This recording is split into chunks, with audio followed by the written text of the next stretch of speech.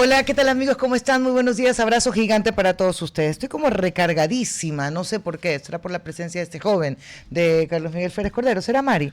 Él siempre me hace eso, ¿cierto? Me pone en otro, la verdad es que a mí me toca ir en diferentes cambios. Uno lo tiene Dome, otro lo tiene Juanse y ahora tú también. Para que veas. Ya, Pero bueno, adaptable esta chica. adaptable, se adapta a las distintas edades, juventudes, géneros y autopercepciones. Pensamientos, ideologías, criterios, descriterios y puedes seguir la onda. Es la facilidad de vivir. Es que es la maravilla de poder vivir, poder tener de todo un poquito sin odiar tanto, como muchos, lastimosamente. No hay que ofenderse porque los demás piensen diferente. A ver, tengo algunos temas para compartir contigo, pero primero quiero entender algo, a ver si tú me lo explicas. Yo tengo claro que el hecho de que exista un lugar que sea privado, tuyo, que te pertenezca, que hayas pagado por ellos, igual debes estar regulado en el marco de algún tipo de orden. Correcto. Deja que me explico un poco. Pongo un ejemplo, que realmente es un hecho. ¿Qué pasa cuando tú eres dueño de una casa tuya dentro de una urbanización en la que pagas también por un mantenimiento? ¿Cuáles son los límites del uso de ese bien que es privado? Tú puedes hacer una fiesta, sí puedes hacer una fiesta. Bueno. Puedes hacer una fiesta pagada, sí puedes hacer una fiesta pagada. Pero ¿hasta dónde? Porque el tema de la fiesta pagada tiene un límite. Ajá, porque acá hay un caso de alguien hace una fiesta privada, pero eso trae una complicación de acceso, de vía, de tránsito. Fue en el caso San Borondón, no quiero hablar de la casa en cuestión ni tampoco de la familia. Más bien, mi razonamiento era entender, que se entienda que a pesar de ser privado tiene sus límites. Tú eres el abogado, tú dime. Bueno, hay regulaciones, un saludo con toda la querida audiencia de Tropicana 96.5 FM, Guayas y Santa Elena, 98.7 en la provincia de Lora, doña María en Controles y a toda la gente que está por allá en el backstage de RTP. Hay límites y los límites lo pone la norma y también lo pone las normas básicas de convivencia que la pone la sociedad, ¿no?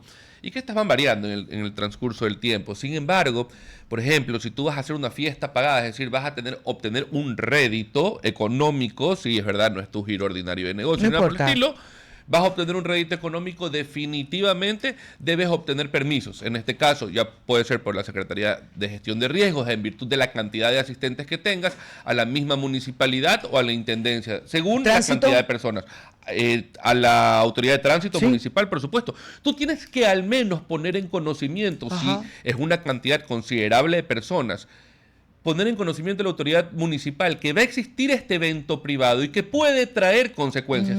¿Qué ocurre, por ejemplo, cuando son las misas de fin de año, de Navidad, de todos los demás? Se coordina, se articula. Cuando son los eventos tipo kermés de colegios o lo que fuese, donde no se cobra $1 o se cobra para actividades sociales, se coordina con las autoridades para efectos de que no exista caos, de que exista coordinación, de que exista articulación. El incumplimiento de esto, que son incumplimientos de ordenanzas municipales, básicamente, o inclusive de leyes nacionales, pudiendo caer en contravenciones penales, son sancionadas por los entes correspondientes. Y el alcalde de San Borondón el día de ayer anunció que se ha abierto un expediente administrativo sancionador con una probable multa, una vez que este concluya, de hasta $23.500. Válgame Dios, por muchacho. Por muchacho, por no hacer las cosas correcto y por no alzar el teléfono y asesorarse adecuadamente. Mira porque, tú. Ojo. Pero te digo algo, Carmel, qué importante que lo conversemos porque, insisto, muchas personas llegaron incluso a creer que por tratarse de urbanizaciones privadas, ni siquiera la policía podía ingresar. No, una locura. O sea, una distorsión totalmente de lo que realmente significa urbanización privada y que sea tu casa. No te pueden allanar, salvo que esté en estado de excepción y hayas perdido ese derecho. O que haya delito flagrante. También. Y en este caso puede presumirse la existencia de un delito flagrante dentro de esta casa. ¿Quién sabe? No importa. Pero creo que incluso, no intervinieron a la fuerza. No, dejaron ingresar. No, hablo de manera general cuando se extravía, cuando nos extraviamos entre nuestros derechos y nuestros límites. Cuando decimos yo pagué, esto es mío y a ver quién me reclama. Bueno, ahí hay un hecho que sirva de antecedente para que las personas tomen primero las decisiones adecuadas y exista realmente comunicación. El que usted haya pagado por eso no significa que se va a convertir en un problema para el resto de la comunidad. Olvídese. Adicional a eso, límites de sonido básico, tampoco puedes excederlos porque atentas ya contra la salud pública de tu vecindad. Ahora déjame que te ponga algo más. Digamos, este es el caso de una casa en una urbanización privada que causa molestias a algunos habitantes, pero sobre todo en el tránsito, en el tráfico. ¿Qué pasa cuando lo hace una empresa? Que cumple un servicio, qué sé yo, de fiesta también, un bar. No, peor todavía, porque ellos inclusive pueden ser clausurados. Tú no puedes clausurar una casa porque es un domicilio, lastimosamente, pero no te pueden emplear de tu derecho. Exactamente. Digamos. Y ojo, que hay clausuras simbólicas en domicilios donde funcionan actividades comerciales evidentes, pero también funcionan casas. Tuve la oportunidad de trabajar en el municipio de Guayaquil hace muchísimos años y me tocó vivir de estos casos muchísimos. Era de hecho la Comisaría de Medio Ambiente, Salud y Litigios de Tierra del municipio, Comisaría Segunda en Qué esa eterno época. ese nombre, caramba. Eran las funciones que era la época de eternísimo ese nombre. Sí, pero de esto aprendió, por ejemplo, tú cuando eras muchacho, yo cuando era pelado, teníamos las famosas fiestas pagadas en los colegios que eran en casas, ¿no? Sí. O en locales comerciales, pero dentro de ciudadelas. Nunca se nos ocurrió pues que teníamos que sacar un permiso, pedir autorización. Eran otros tiempos, pero definitivamente siempre ha existido en la normativa. Y actualmente no deja de existir, sobre todo ahora que hay más comunicación, globalización, más fuentes y más cercanía con los municipios. O sea, el municipio de San Borondón está en un rango de 10 kilómetros asequible a todos los ciudadanos de la cabecera cantonal, y por supuesto en la parroquia La Puntilla. Puedes ir, anunciar, pedir, preguntar. No lo hicieron, irresponsables, y eso va a acarrear una sanción, al menos económica. Pues que me parece perfecto. 11:13, ya está nuestro entrevistado acá para compartir con nosotros. Él es Alan Sierra, ex miembro de la UAFE. Conversaremos sobre la segunda pregunta de la consulta popular. Voy a leer la pregunta tal cual está, no voy a leer los anexos ahora. ¿Está usted de acuerdo con que se elimine la obligación del Estado de asignar recursos del presupuesto general del Estado a las organizaciones políticas, reformando parcialmente la Constitución de conformidad con el anexo a la pregunta? Alan Sierra, ¿está de acuerdo o no?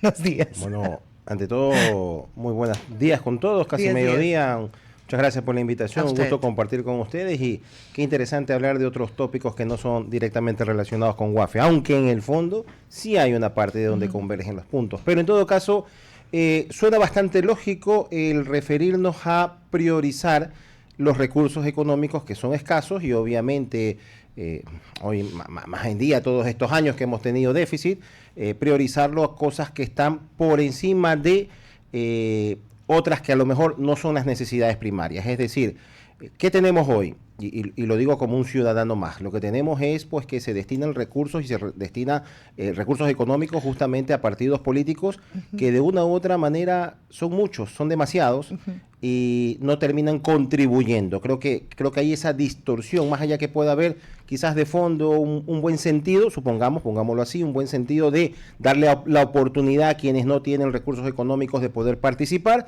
pero a la larga empiezan a participar quienes de una u otra manera no suman, sino que terminan restando. Cuando se habla de esta pregunta tiene una lectura básicamente económica. Entonces tú dices, ¿por qué debo yo financiar a la organización política? Así se lo ha presentado, digamos, a quienes están apoyando el sí.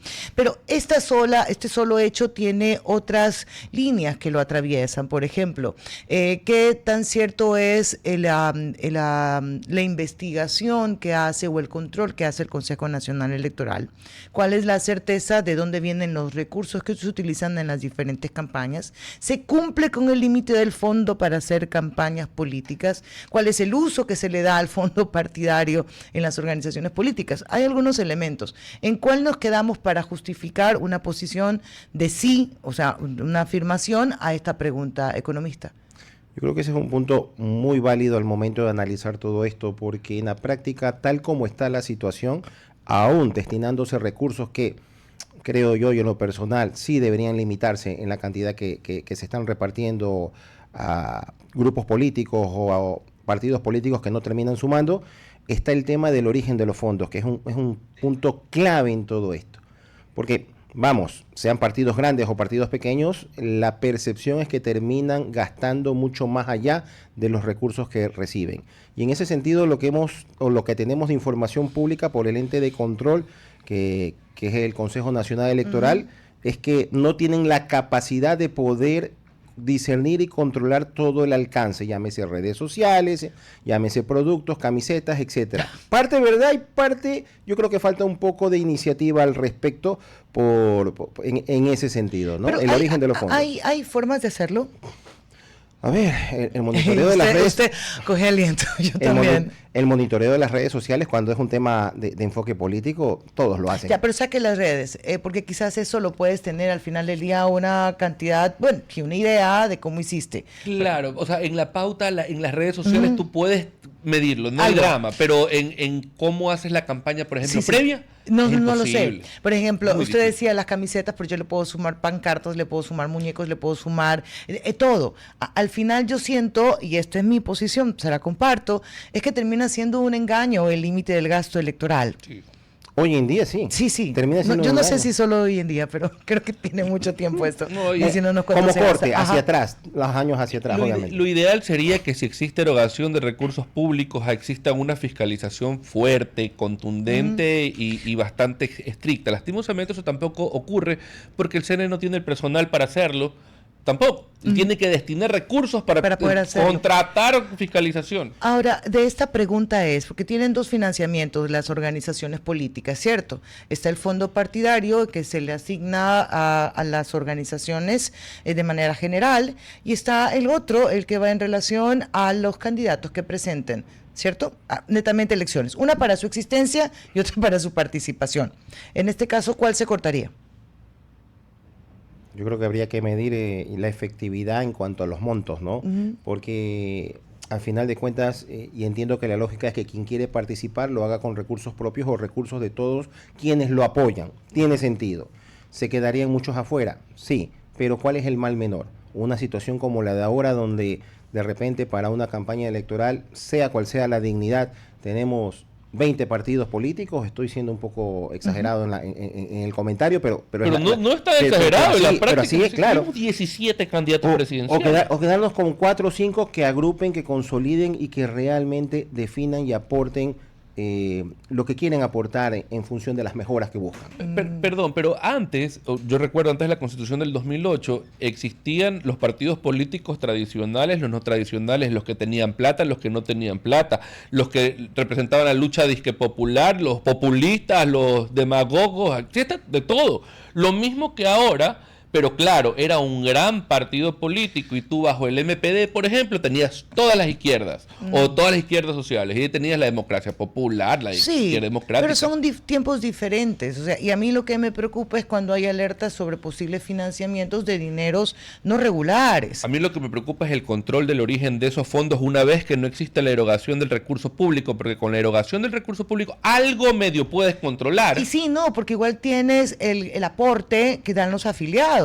Así es. ¿Cierto, economista? Algo que hay que poner sobre la mesa es que el CNE tiene ya desde hace algunos años una unidad de cumplimiento complementaria antilavado. Es decir, que ellos ya tienen los mecanismos, los procesos, la metodología anexado a todo el sistema antilavado, la UAFE en el Ecuador, para poder medir y calcular o poder observar alguna distorsión en cuanto al origen de los fondos. Pedir Ya, justificación. quiero sacarlo un poco y sin hacer señalamientos, pero usted que vive la realidad del país, ¿usted puede decir que las campañas a niveles nacionales se ajustan al presupuesto definido por el Consejo Nacional Electoral? Las percepciones que no. ¿Verdad? Entonces definitivamente muchísimos no hay... partidos. Y ojo, hay partidos en los que tú no entiendes ¿De de dónde dónde te catan sacaron ver? plata, porque Yeah. no arrastran pero ni a su familia. Entonces, Ok, veamos las dos posibilidades. ¿Qué pasa si la gente dice que sí? ¿Qué piensa usted que políticamente pueda pasar en esto que o sea, el auspicio estatal era básicamente para que la política no se convierta en una acción elitista, sino que todos puedan participar? ¿Qué ocurre entonces desde esa visión democrática y participativa y no discriminatoria? Pero ese objetivo que pongámoslo como un buen objetivo, pongámoslo como algo correcto de que todos participen. algo que suena bonito al menos. Suena bonito. Se distorsionó en el camino, porque en el camino aquellos que participaban, que de repente no tenían acceso a los partidos fuertes y que podían contribuir, se sumaron por cada uno, se sumaron 20 más que eran relleno. Cierto. O sea, seamos sinceros sin menospreciar a nadie. No, o el negociado de te doy el partido. La venta del partido. La venta del partido, aquí vemos. Pero entonces Algunos. podemos llegar al que el problema no es la norma como tal y la asignación de fondos, sino la falta, por ejemplo, de valores de honestidad de quienes son parte o forman estas organizaciones políticas. En general, yo creo que no solo en este sector, en muchos sectores faltan valores para hacer las cosas bien. Sí, ahí yo siempre le doy la vuelta porque nos quedamos en que pudiera ser la norma la del problema y no necesariamente. No necesariamente, porque la norma, como todo en la sociedad y todo derecho, evoluciona conforme las necesidades de la sociedad y los cambios que existen. Y esto no significa que el Ecuador le va a decir que no nunca más a poder financiar o erogar determinados recursos para tratar de generar una mayor participación, sobre todo. ¿Cómo lo sabes? Ese debería ser lo óptimo, el No deber sabemos. ser. Pero, ojo, Ajá. a lo que voy con esto es, hoy por hoy, cuando hay otras necesidades prioritarias en el país, como seguridad, salud, por poner solamente dos de las grandes, yo prefiero que estos recursos sean destinados a esto, más no a partidos políticos que hemos visto en la prueba de error que no ha servido en la práctica. Economista, ya tenemos, no sé, 300.000 partidos y organizaciones políticas, porque déjeme decir 300.000, ¡uno! Para allá vamos. Entonces, esos ya están. Y desde que la política se convirtió en una forma de hacer negocio, difícilmente van a aflojar esos números que ya tienen en las papeletas y toda la estructura que puedan tener. ¿Eso a dónde nos puede llevar? Sin este fondo partidario. Bueno, en todo momento que hay que tomar decisiones radicales de sí o no, de blanco o negro, y porque la coyuntura nos llevó a esto, y ahorita estamos en un sí o no, tenemos que ver cuál es el mal menor.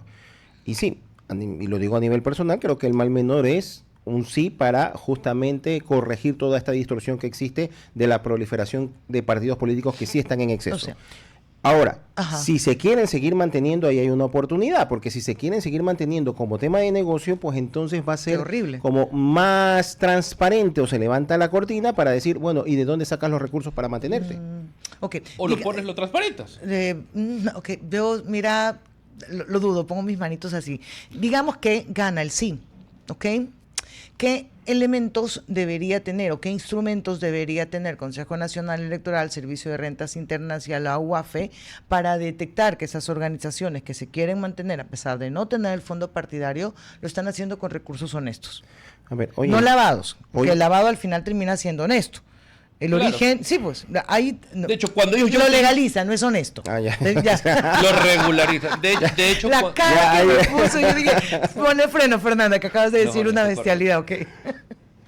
A ver, pero es que ya existe una norma, o sea, a ver, los partidos políticos ya tienen que rendirle cuenta en este momento al Consejo Nacional Electoral, tienen que tener su oficial de cumplimiento, tienen que transparentar todos los ingresos que reciben, todas las cuentas bancarias. Ya, pero eso es CNE, el deber ser, ese es pero el- no es el... el Pero, CNE tiene que pero trabajar. tenemos que empezar por algo. Ajá. O sea, el deber ser, hay primero que cumplirlo, para luego ver dónde pueden haber las brechas y las fugas por donde se está manejando otro tipo de recursos que terminan incidiendo en estos partidos. Y el CNE tiene que ser un actor prioritario en el control, pero ¿qué es lo que se convierte? Una vez que concluye, empiezas en el no, lo voy a sancionar, lo eliminas, y el CNE ha eliminado algunos partidos, pero esos partidos se refundan con otros nombres. Y ya está. Y ya está. Son camaleónicos. Y continúa. Entonces, el CNE es muy político hasta en eso, luego de los periodos eleccionarios, y no se Es que no debería ser político. Hoy justamente tenemos una discusión, fíjese, un ente de economista, y lo control. sumo.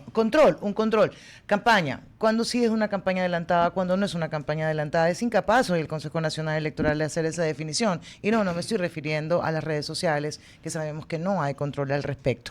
¿Qué normas se van a cambiar si esto es aprobado en consulta?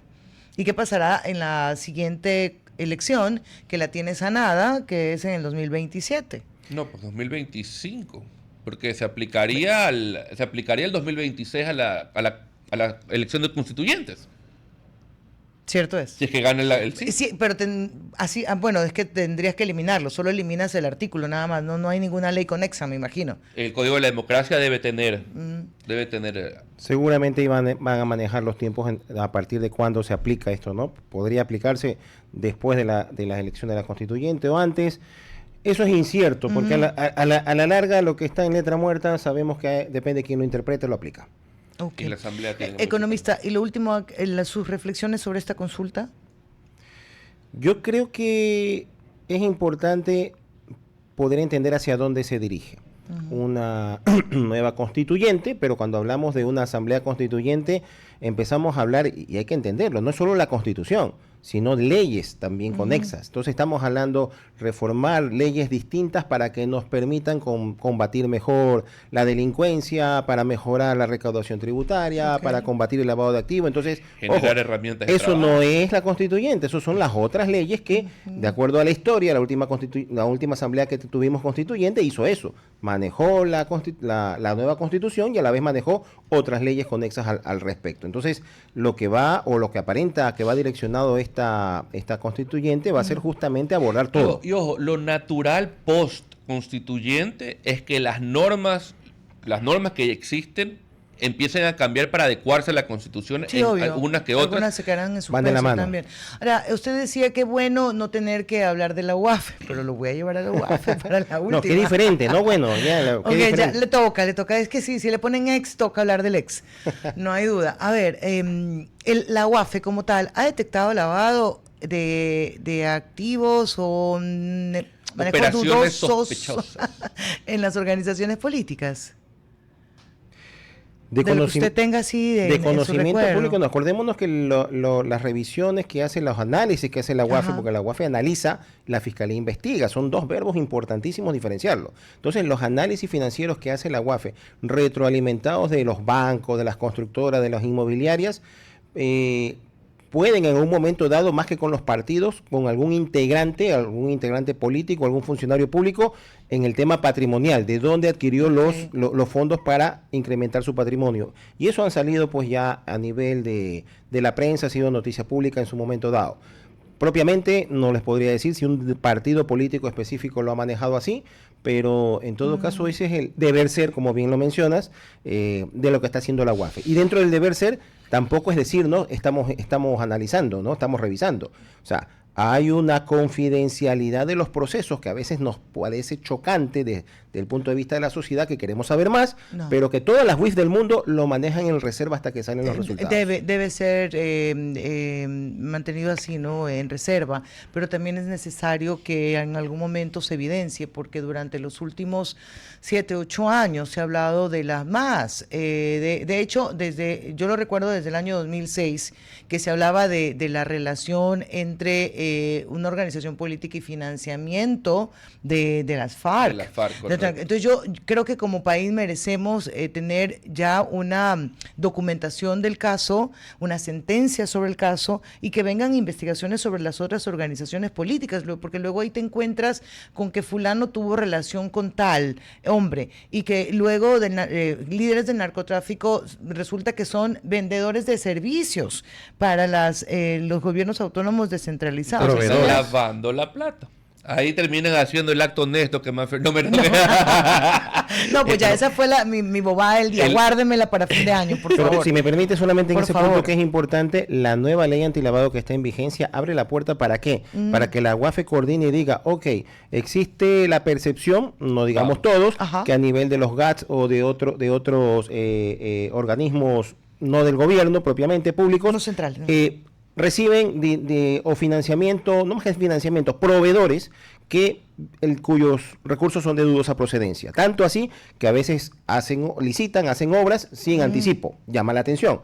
Ok, pero se puede crear una unidad complementaria antilavado dentro de cada GAPS. Eso es decisión de la UAFE. Y pero siempre... es cierto. Claro, aparte que tú puedes como estructura armar tu estructura de compliance. Pero siempre y cuando te interese hacerlo. Voluntario. Así es. Pero si es una disposición de la UAFE por resolución, no tienes que ir a la asamblea. Tienes que hacerlo. Por resolución. Economista, le agradecemos mucho por darnos todos sus criterios acá y su conocimiento. ¿Ya? Gracias a ustedes por la invitación. El economista Alan Sierra estuvo con nosotros. Abordamos la pregunta número 2. ¿Está usted de acuerdo o no con que se elimine el financiamiento de las organizaciones políticas? Las 11:30. Vamos a pausita y ya regresamos. RTP 96.5, a la conquista del mundo digital. Presenta sus nuevas instalaciones y tecnología de vanguardia. Renovamos nuestro compromiso de seguir brindando contenido útil y de la más alta calidad. Programas de opinión con referentes de la comunicación. Noticias para contar todo lo que está pasando en todo momento. Una variedad de segmentos con lo que necesitas saber. Y asociaciones internacionales estratégicas. Todo para mantener a nuestra audiencia y seguidores siempre bien informados. Siempre en RTP. Buena compañía. Continuamos, 11:36 acá en el cuarto piso. La 96.5 para Guayaquil, Santa Elena, 98.7 en El Oro, en El Real, audio en www.rtp.es y en todas nuestras plataformas con actualización de información. Me olvido de las plataformas, ¿sí sabes? Tú di RTP Ecuador. RTP y nada más. Ok. ¿Qué digo Tropicano? ¿Dije Tropicano hace rato? Sí, ya actualízate. Este hombre se ríe desde el fondo del ser. A ver, escucha. Lo siento. Eso era otra época, sino que yo no quise ser malcriada y decirte, niño, ya actualízate, modernízate. Somos RTP y tienes que decir al final, buena compañía. A ver, niño. Vamos. Estamos hablando yo acá tengo algo de primicias que me encanta compartirlo. Decía yo el día de ayer que hay dos discusiones que el Ecuador debe hacerlo sin poner de por medio votos. Sin buscar caerle bien a alguien o no. Simplemente poner sobre la mesa la discusión. Porque el Ecuador lo necesita y necesita despojar, a mi criterio. ¿Ya? Ecuador necesita tener esta discusión. El trabajo por horas. Exacto. Sí, señor. Y el Instituto Ecuatoriano de Seguridad Social. Sí, yo creo que tenemos que sentarnos a conversar, más allá de una constituyente o no, más allá de que el presidente se haya referido al tema. Porque son dos situaciones, problemas, razones que deberían unirnos porque nos beneficia a todos. Pero por supuesto. ¿Ya? ¿Sabe qué me molesta, Mafer? No. Que hablamos de, cuando fue lo del tema de trabajo por horas, y cuando se entra a hablar de esto, tema de flexibilización laboral, y aquí tenemos el trabajo por flexibilización, que salen, no, precarización, vamos a perder los derechos ganados, regresión de derechos, bla, bla, bla, bla, bla, bla. Ajá. ¿Sabe cuántas personas tienen empleo pleno en el Ecuador? De 10 millones en la población económicamente activa. ¿Tienes qué? ¿3? 3 ¿3 y los millones? otros 7 millones están en el subempleo, en la informalidad o en el desempleo. Ya, pero eso está en la superficialidad. Eso es lo que siempre nosotros decimos como argumento. Uno del otro lado, me van a quedar mis derechos, y en el otro te está diciendo, oye, qué egoísta, solo estás pensando en tus derechos. Correcto. ¿Qué pasa con el resto que no puede tener? Pero te pongo otro. ¿Qué pasa hoy, por ejemplo, con los trabajadores y que tienen algunas preocupaciones e incluso denuncias sobre que no se están cumpliendo sus derechos hoy? ¿Cómo cuáles? Jornada laboral, por ejemplo. Póngala. Que sienten, es que ahí viene el problema, que sienten que el ente que regula no lo hace, pero que hay escasez. Tú trabajaste en ese ministerio y lo sabes. Eso es exigible al gobierno. Y tienen que ir los afectados a exigirle a la ministra de Trabajo que ponga a trabajar a las direcciones regionales. Yo me pongo un poquito nada más en la gente que dice, no, yo no quiero. La gente puede decir, si teniendo norma que me protege, hay quienes no la aplican y hoy puedo estar sin seguro, solo facturando, trabajando más de 8 horas, de lo que dice la ley, sin ningún tipo de remuneración. ¿Qué puede significar para mí que ya no tenga ningún soporte, colchón o algo que me sostenga? Esa es la pregunta que se hace en la mayoría de la gente con la que yo he conversado. Es que la normativa, cuando nosotros hablamos de flexibilización o de cualquier tipo de control, porque existen flexibilizaciones a través de acuerdos ministeriales que los grandes protectores de los derechos de los trabajadores no han dicho ni pío, porque ni siquiera han de saber que existen estos acuerdos ministeriales y que de paso son perfectamente aplicables y están siendo aplicados para obtener plazas de trabajo. Aquellos acuerdos ministeriales del año 2020, el acuerdo productivo que genera un contrato a plazo fijo. ¿Y qué pasó en el 2015? Vino algún genio y dijo, no, hay que sacar el plazo fijo porque atenta contra la estabilidad del trabajador. ¿Y qué terminó pasando?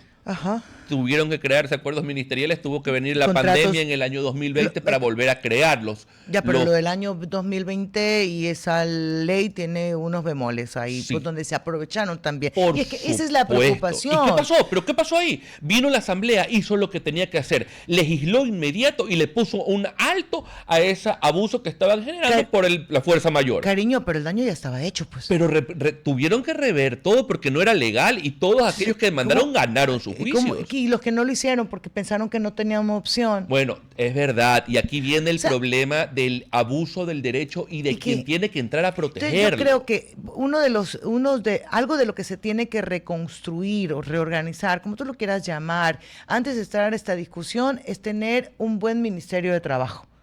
Correcto. Que no esté exclusivamente para mí protegiendo al trabajador, pero tiene que proteger la relación laboral. Mire, no puede convertirse en un ministerio inquisidor como en la época de Correa, que era inquisidor. Era inquisidor, te iba a buscar lo que sea, lo que buscaba, eso. No puede ser tampoco blandengue como...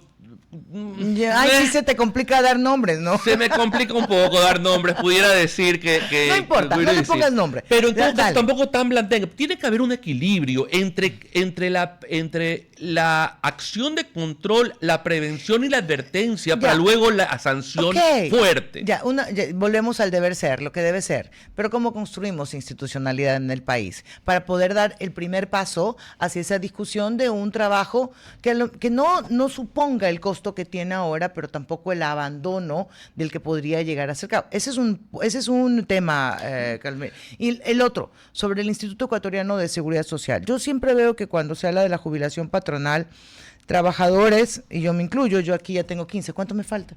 Ya, para jubilarse, sí, 10 años. Es jubilación patronal. Pero...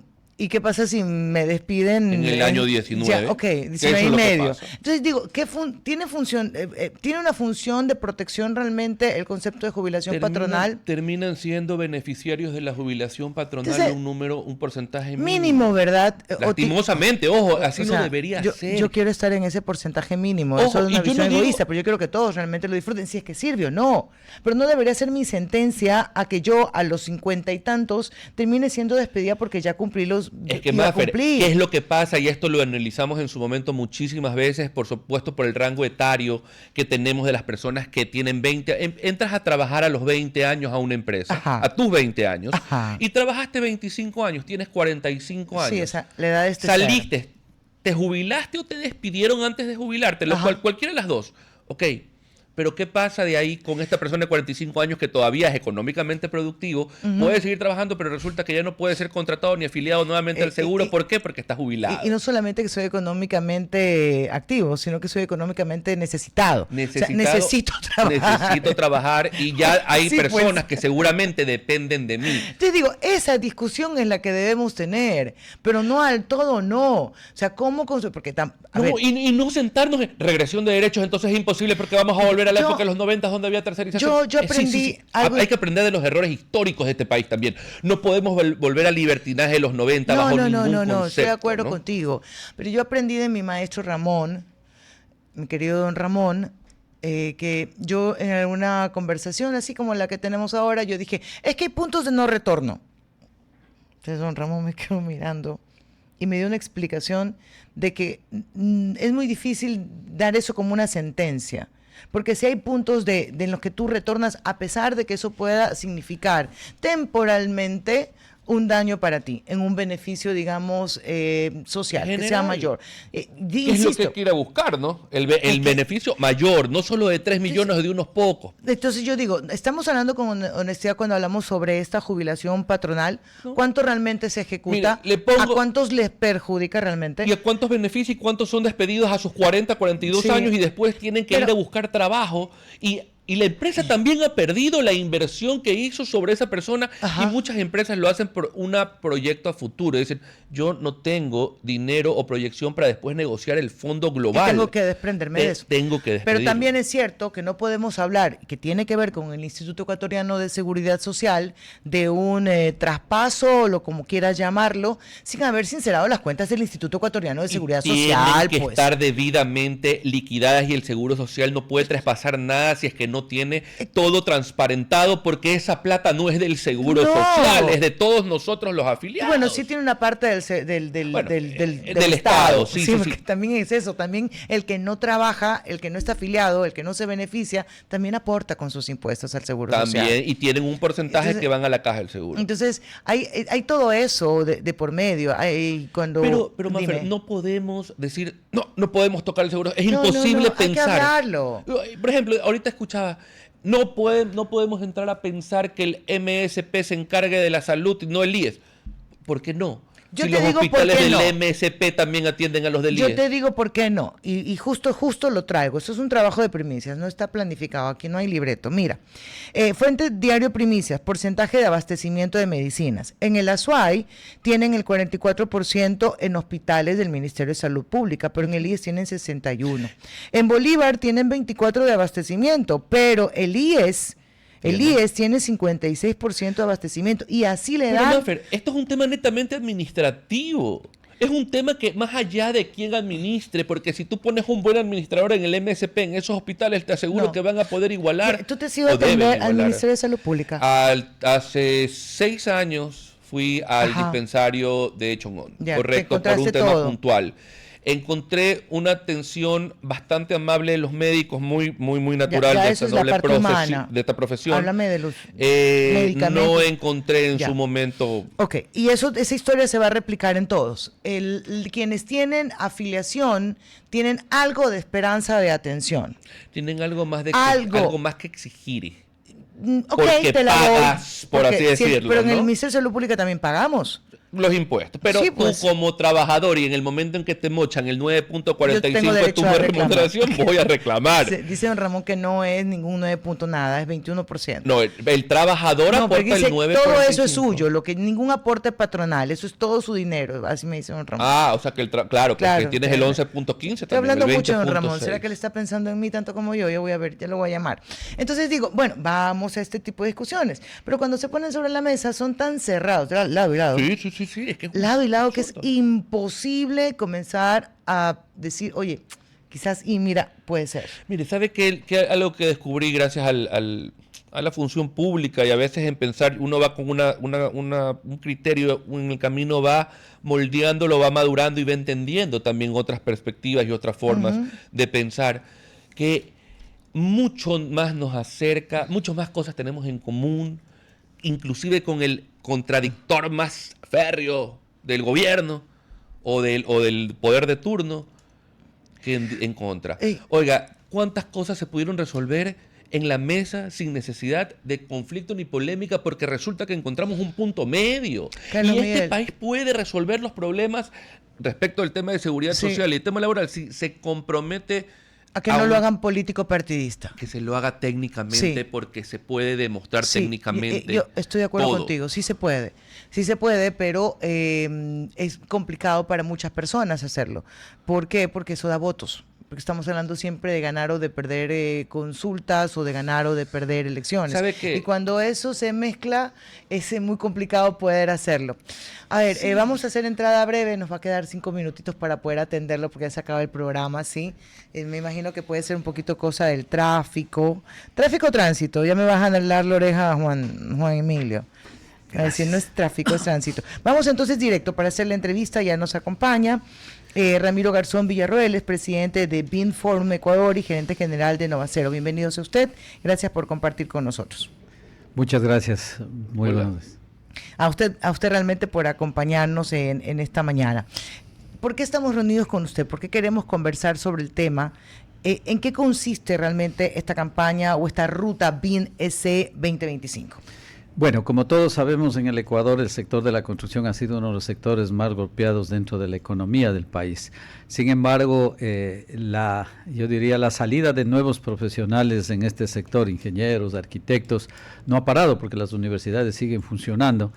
No hay la demanda suficiente en la construcción y decíamos, como empresa, en este caso hablando de Novacero, ¿qué podemos hacer por los profesionales del país?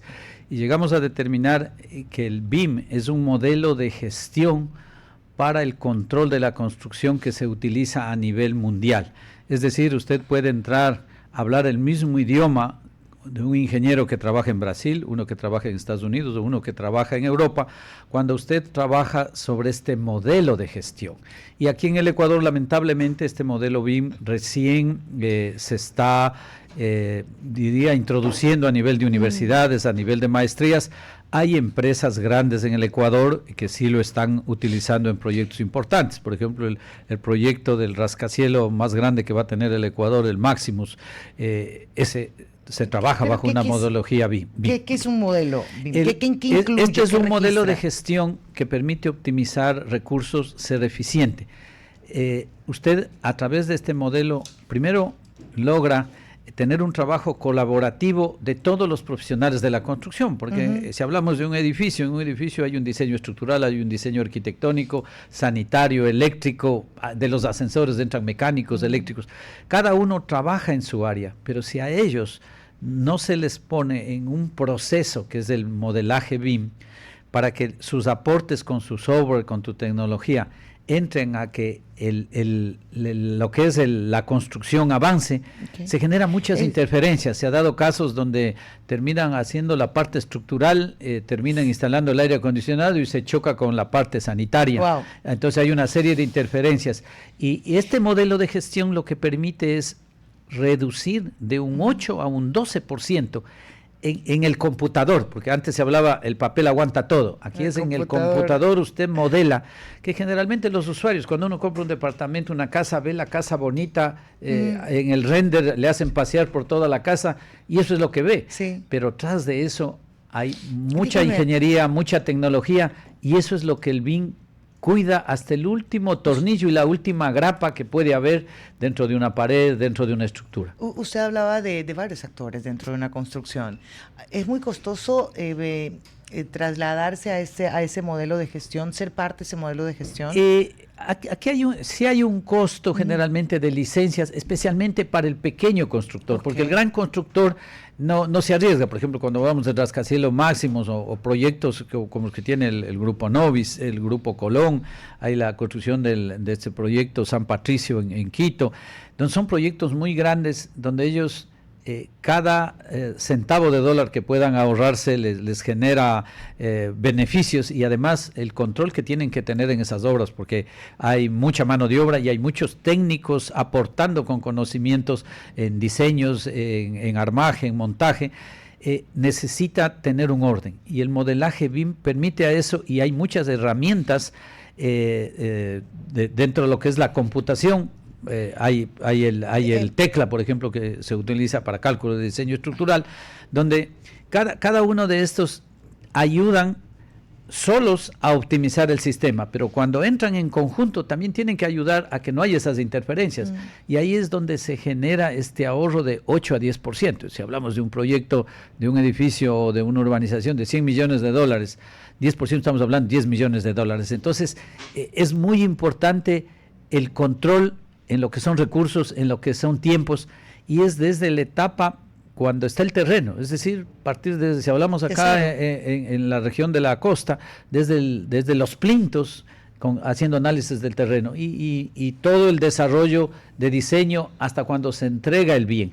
Y una parte importante es que todo eso, como está dentro de un sistema, está dentro de una organización para hacer eficiente el modelo de construcción, usted después de 10 años quiere ver cómo es hecho su casa y quiere ponerle un cuadro, alguna cosa, usted sabe si tras de eso hay... No tengo la más pálida idea que me voy a encontrar detrás de la pared. O sea, no voy a perforar la tubería madre que alimenta de agua a mi casa y voy a inundar todo, porque ha pasado muchísimo. Eso ha pasado...